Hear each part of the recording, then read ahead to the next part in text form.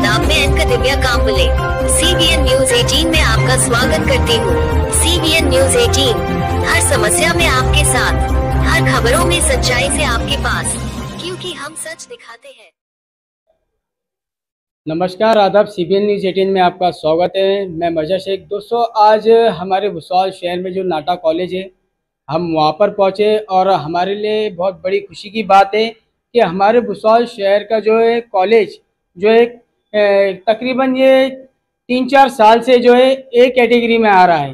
तो किस तरह ये ए कैटेगरी में ये कॉलेज आ रहा है, यहाँ पर किस तरह का एजुकेशन है और यहाँ पर जो है प्राचार्य। सर, आपका नाम? SV पाटिल।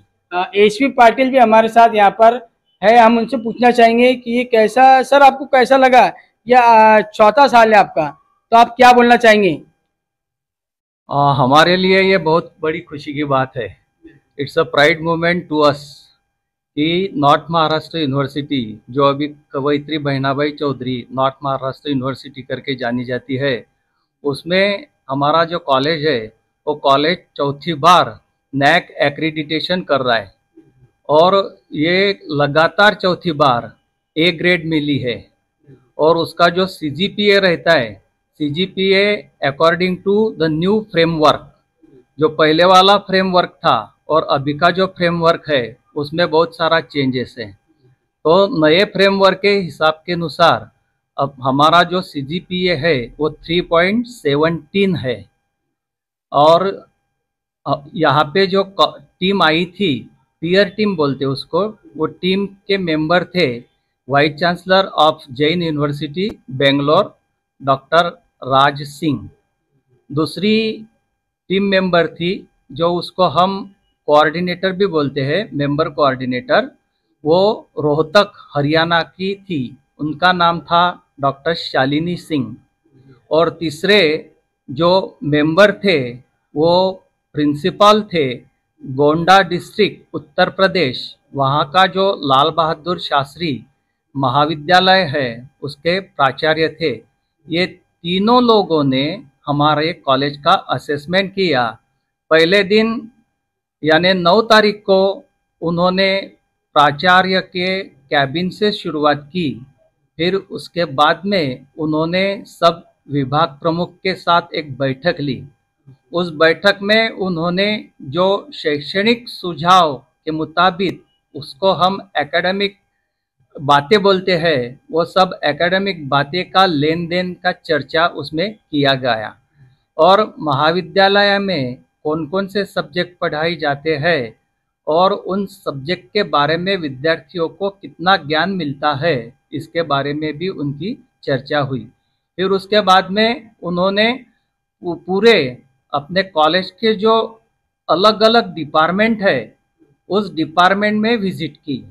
जैसे कि बॉटनी डिपार्टमेंट हो गया, झूलॉजी डिपार्टमेंट हो गया, फिजिक्स डिपार्टमेंट हो गया, इलेक्ट्रॉनिक्स डिपार्टमेंट हो गया।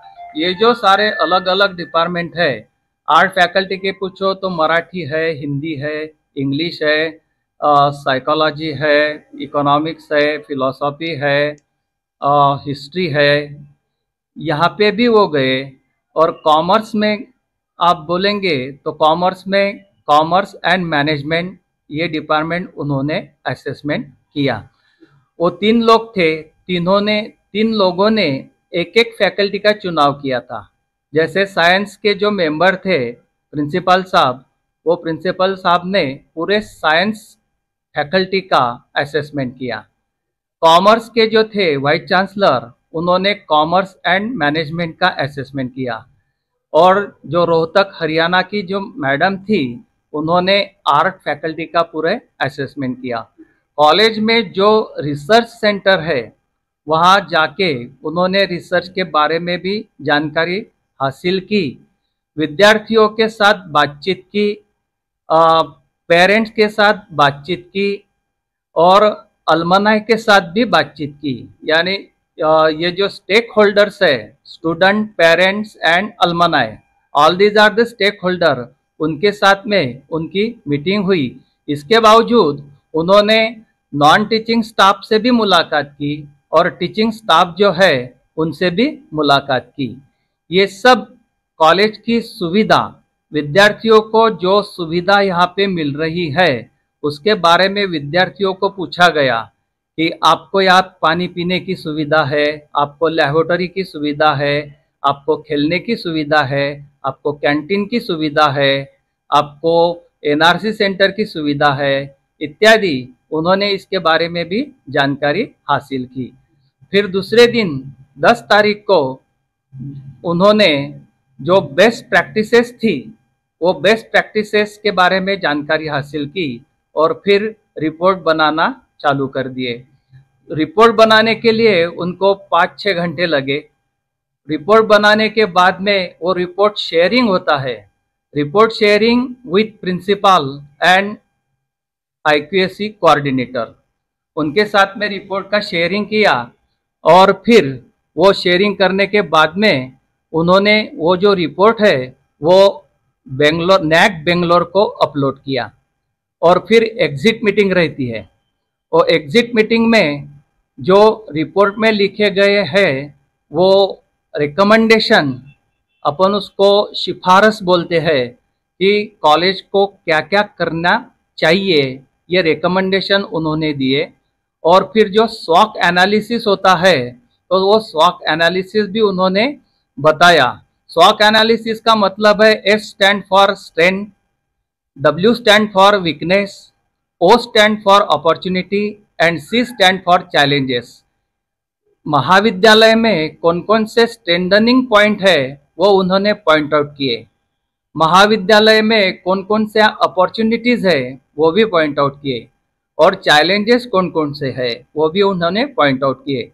अभी आपको पता होगा कि ये साल से नई शिक्षा प्रणाली केंद्र सरकार ने लागू कर दी है। उसका इम्प्लीमेंटेशन जो है वो इम्प्लीमेंटेशन 2023-2024 में यानी आने वाले एकेडमिक ईयर में होने वाला है। और उन्होंने जो सुझाव दिए वो सुझाव रिकमेंडेशन जो है वो according to the new education policy और नेशनल एजुकेशन पॉलिसी के मुताबिक उन्होंने वो दिए। Overall the performance of the team is very good. उन्होंने बहुत सारे कॉलेज को सुझाव दिए और जो अपना कॉलेज है वो ग्रामीण भाग में ज़्यादातर बच्चे यहाँ पे आते हैं, पढ़ते हैं, उनको फीस में भी अपन सहूलत देते हैं। ये सब उन्होंने कंसिडर करके अपने को जो 3.17 CGPA विथ A ग्रेड उन्होंने दिया है।